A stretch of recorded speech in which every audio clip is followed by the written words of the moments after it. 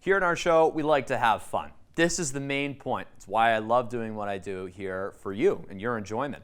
But honestly, we've had a very successful first quarter of 2025, and we thought there's no better way to celebrate and enjoy it than celebrating with the content we created.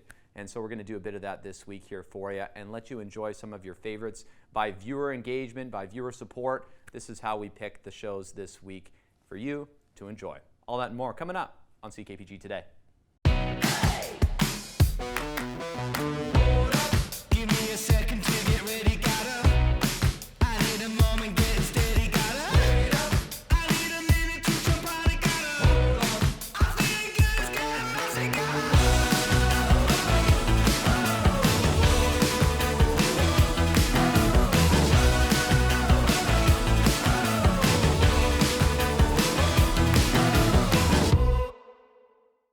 Winston's Resto Bar here in the Coast Prince George Hotel by Appa. When you stand in here, when you come in here, when you visit these guys, you feel a little divine.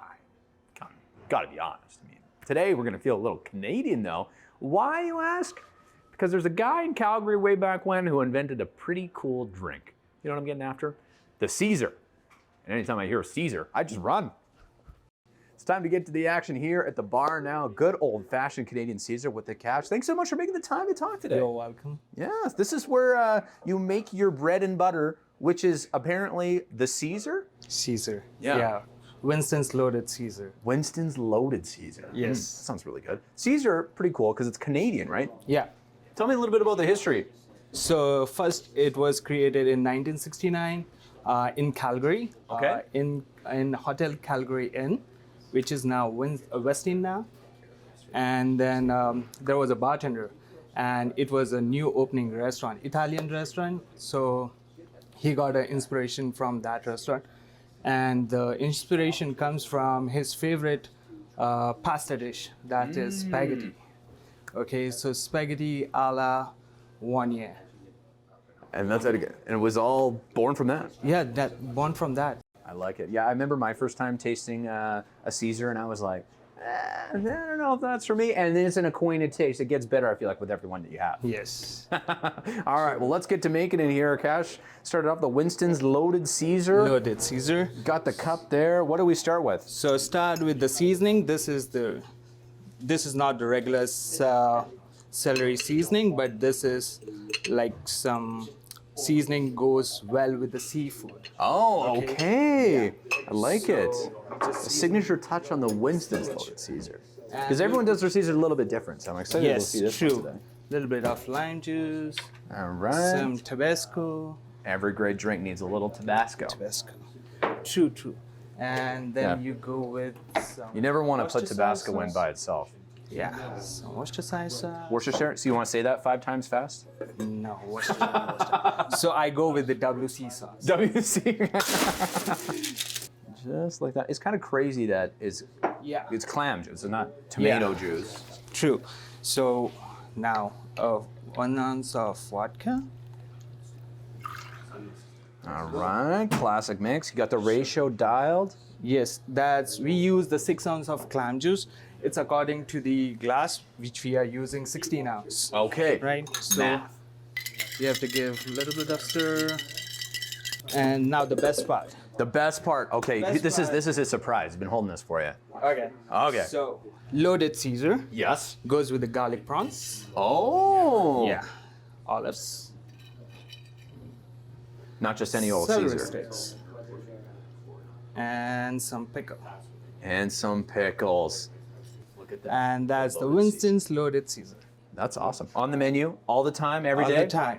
Yes. Oh man, I like this. Should I try it? Go ahead. Yeah. Oh, how let do me you grab- start? Like, Let me grab a straw for you. yeah, because I was gonna say, do you take food out first? Like this is a meal almost. So first you have to lick the seasoning. Okay. Then you have to take a sip. Okay. And then you have to take a bite. Okay. So lick, sip, and bite. Okay. So a little bit.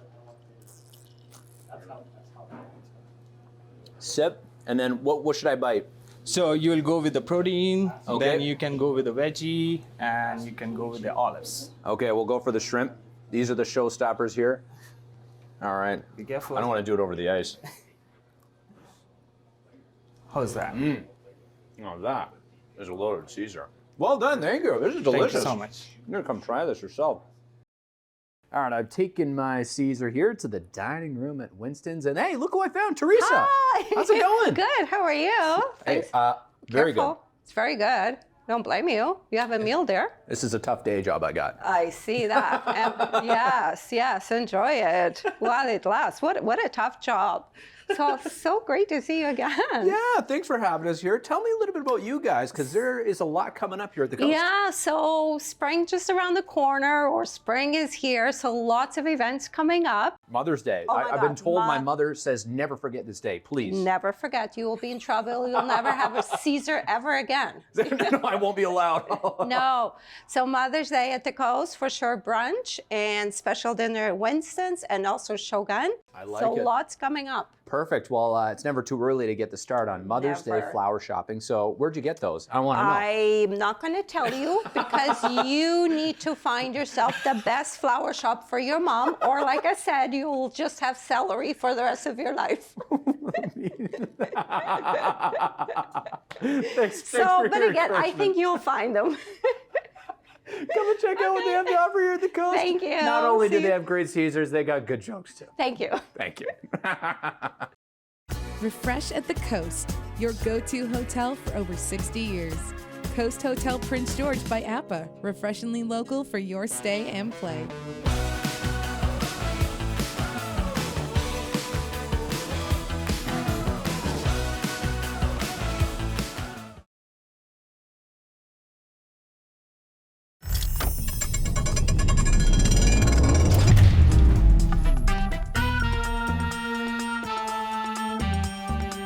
It may be hard to see here in this short span, but these are growing. Peppers, a lot of them, over 600 of them here. And Sean Rice, he grows them to make this kind of chocolate. You've probably seen it around town. It's spicy, but there's some mild kinds too, all in support of charity, Prince George Community Foundation. We're going to find out how he does it, how he makes it, and taste some with him today. There's a lot happening inside Sean Rice's living room for a good reason here. This is where the magic happens when it comes to making spicy chocolate. Sean, thanks so much for making the time to chat today. Anytime. Look forward to it. So tell me a little bit about what you got going on here. It's a little like a grow-op, but for peppers. But for peppers. There's nothing else other than peppers in there. So currently I have about 630 peppers growing here. 630. 630, and there's probably 42 varieties. Wow. And they range anywhere from bell pepper, mini bell pepper, jalapenos, all the way up to the Carolina Reaper, which is considered the hottest pepper in the world. Well, it was until recently, and now there's a hotter one out there. But Carolina Reaper is still a 2 million Scovian pepper, right? So having grown that many peppers, which one's the most popular? Which one do you make the most of? I probably make the most of the bell pepper and the jalapeno. Okay. But when I grow, I have quite a few that are 1 million plus Scovians that I also grow. So Scovian spiciness rating, basically. yes, right? that's right. That gives you the heat of the pepper. Okay, so how you do it? You start them. What's going on right here in here now? You start them from seed, and then... So I start them from seed in a much smaller pod, Okay. and then once they start growing and get their first set of leaves, I transfer them into the red solo cups. Okay, so that's these ones here. I'm just Yeah. gonna pick it up. Well, actually, I'm gonna leave it there. Yeah, the camera yeah. can get a close up on it. But these are how old would you say? These are, I started them at seed at the end of February. Okay. So they're about a month by the time I, got the first germinate coming through. We are gonna get to the making part and what you do with the peppers here in a second. But I gotta ask this follow-up here. Did the chocolate liking come first or the spiciness liking for you? So I started with the peppers. Yep. And I ended up getting so many peppers and not knowing what to do with them that I decided then, okay, I need to make some powder so that it lasts longer. Right. And so then I made all this powder, and I go, now what do I do with all the powder? And so I start researching it and heard about spicy chocolate. And I go, you know what? I'm going to give that a try. So. All right, well, let's give it a try here on the show. Sean's got some ready for us in his kitchen. We're gonna make some. I'm excited. I've never made this before. The chocolate is out, and Sean, Is this when your juices start pumping? You start getting excited? I do get excited at this stage. I really enjoy it. I find it calming. It takes a little bit to do it. Okay. Some people read a book. Process, but Yeah. Some people read a book. You make like hot chocolate. yes, I do, and it's really good quality chocolate, and and I find that really important that I use good quality chocolate. It does make a difference in the final product. And here's the thing too. You do this for a cause. Tell me a little bit about that. Yeah, so I started out doing it as a part of with a bunch of my fundraising for the Cancer Society and Heart and Stroke, and I've actually, as a family, we've moved into forming an endowment fund with the Community Foundation, and over the past probably 6+ years, I've donated close to $35,000. Holy moly! Three different charities. Yeah. Well done. Give yourself a pat in the back. I give you a pat in the back for wearing gloves for sanitary reasons here. So, okay. Well, that's a heck of a lot of money and a heck of a lot of chocolate, and it all starts the same way. It starts the same way. But one of the important things with chocolate is not just melting the chocolate down and then pouring it. Okay. You have to retemper it. So this chocolate comes tempered. Okay. And then in order to melt it down so you can make bars, that you have to temper the chocolate, retemper it. And then you add the powder. Where does the powder come in? Okay, so usually I add the powder before I add the cocoa butter. So in this case here, I did some with what's habaneros, which is up around that 100 to 300,000 Scovians. Okay. So what I call that my hot. Okay, that's just hot. That's not like death. No, just hot. So I have another one here that's Reapers. That's the death. That's hot. And I have another one called bubblegum chocolate, and that is also very hot chocolate. Okay. And usually when I do these, I do I call them extreme, and I double it up to what I call volcanic. So, and it's really stupid hot. Is that volcanic? That's what you get about an hour after you eat it? Yeah, pretty much. Yeah, especially next morning. After a lot of hard work, blood, sweat, tears, and this is what you get. Chocolate. Yeah. It's easier said than done, though. It's a lot of work, but it's when you see the final product and then the packaging that you see over there, then I find it soothing and I enjoy it. So look at this. Keeps me busy. A passion turned into a benefit for others, though. Yes. Multiple ways, the proceeds, and because we get to enjoy the chocolate. For sure. Yeah, look at that. So there's a bunch of different kinds that Sean makes. You can kind of see there, as well as they're all at a bunch of different stores here in town. Eh, Sean? Yes. Yeah, so currently all my chocolate, I have it at Forever Florist and Heart.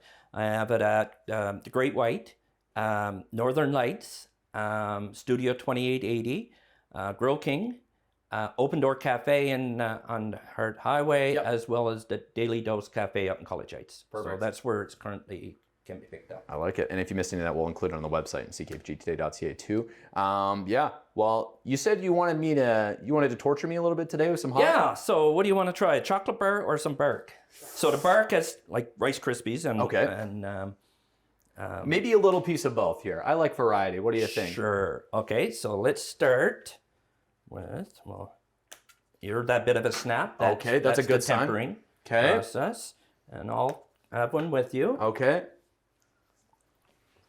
So what you'll find you get to enjoy, talk about a mouthful. No, it's okay. It's just a TV. Ooh. And you don't feel it till a little later on. A slow burn. Because of the milk in the milk chocolate, sort of cancels out the heat. It's like a fire with the fire hoses. Woo! Woo! Woo! I do well with spice, Sean. And this is honestly, I thought it was actually going to be way worse. I do have worse, but I figured I'd not go too hot here. Thank you. Yeah, I appreciate that. Yeah. Appreciate you sharing today as well. I got to find some water here. In the meantime, put out the fire. Sean, thank you so much for your time. And support Sean, support the Community Foundation, and buy yourself some chocolate, folks. You deserve it.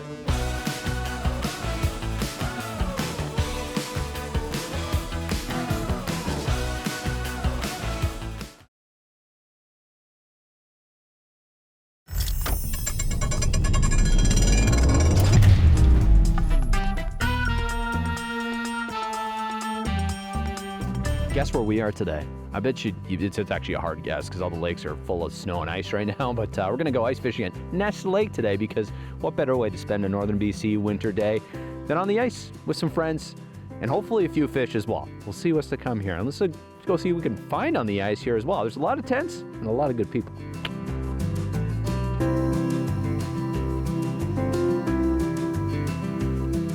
All right, now we're on the ice here at Ness Lake, and well, the ice is a happy place for you, hey Jen? It is. It's a very magical place for me. So ice fishing today out here, targeting kokanee? Yeah, yeah. Okay, now this is a decent time of year, like late winter for it? Yeah, pretty much any time from end of December all the way to the end of March is a good time to kokanee fish. So I'm out here as often as I can be, 2 to 3 times a week, maybe at Ness or Ena or 10 Mile, for example, to target the kokanee. And yeah, really, it's still a really good time of year right now. Ness Lake here is a good fishery for it, yeah? Yeah, it's a good kokanee fishery because they stock this lake here. They put thousands of fish every year into this lake, and including trout as well.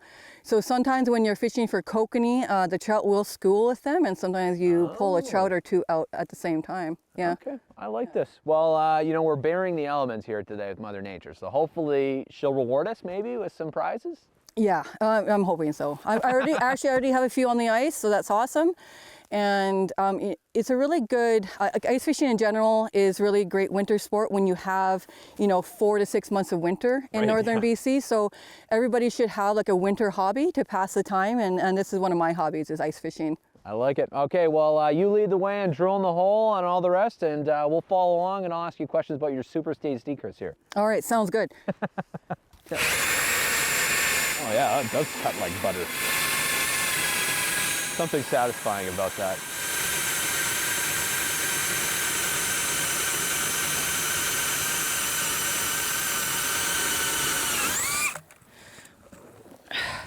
Just like that. Just like that. What's kind of nice about a drill auger or gas powered auger, you don't like where you're fishing because it's really slow. Yeah. You can just pick it up and go somewhere else and just pop another hole, right? Yep. Those hand augers, when you're just drilling and drilling and drilling. Yeah, it's not worth it. Yeah, you're doing like one hole and you're staying there. Yeah. What's the bad thing about having the slushy stuff in there? It's just when you're trying to get your lure down there, it wants to stay on top of the slush. Right. And float. So it makes it a little bit more difficult.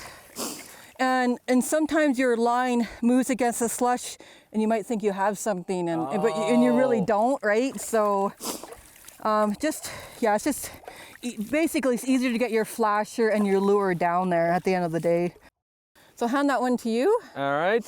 Yeah, so this is like a kind of a typical kokanee setup. You have a flasher, I have about 2 feet of leader line on here, and then a small jig hook, a weighted jig hook. Okay.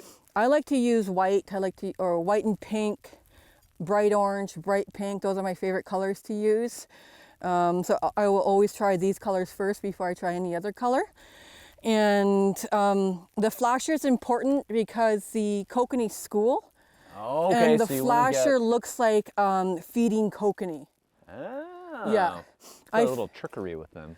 Now that we removed the slush, I can put the And lure on down. the end here, you're just looking for the bright colors. No, nothing else crazy. Oh yeah. Oh, I guess I should say. Just a second.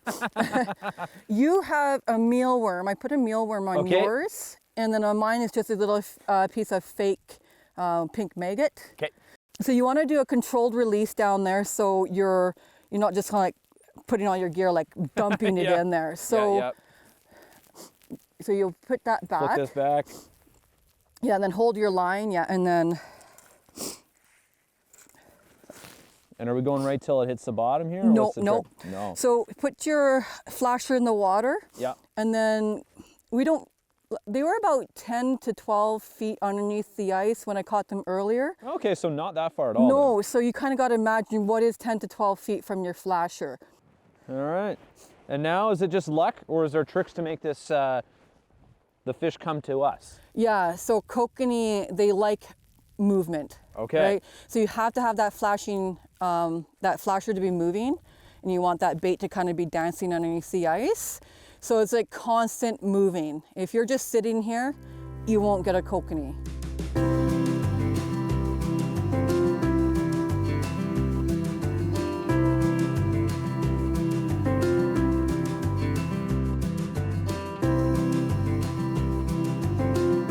It's a kokanee. Is it? Yep. Oh, yeah. Yeah, right on. Oh, hey, look at He that. got off. Look at that. Yeah, So that's a typical size of nest. Okay. Yeah, and you can release it if you want, or do you you can wanna keep keep it it? for canning. Oh, are Canned you going to use kokanee. it? I would, yes. Okay. And we can keep it and count it towards my limit. Yeah, This is a success, okay? We didn't get skunked this time. This is good. right on. Okay. Canned kokanee is really great. Jen, what next? Okay, we got We'll take them to the butcher.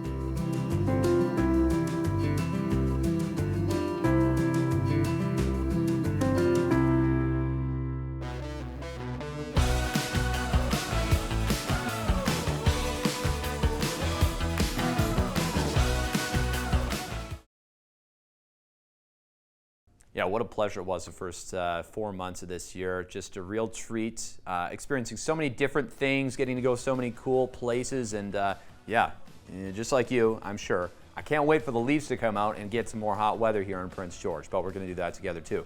Okay, thanks so much for watching today, and enjoy the week. Of course, we'll be back with more fresh stuff next week. We'll see you then, folks. Bye for now.